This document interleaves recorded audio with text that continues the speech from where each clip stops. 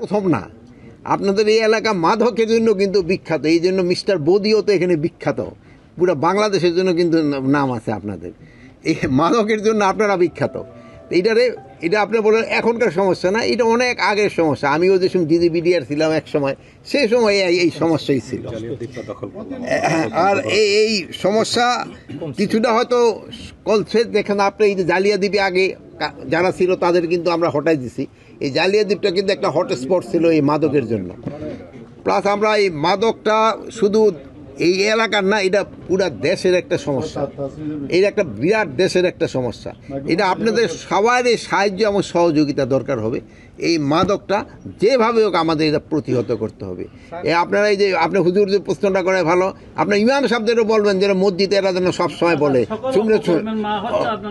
মাদক। এই জন্য জুম্মার এই যে খুতবার সময় যেন হুজুর এটা বলে, এটা কিন্তু বলতে হবে।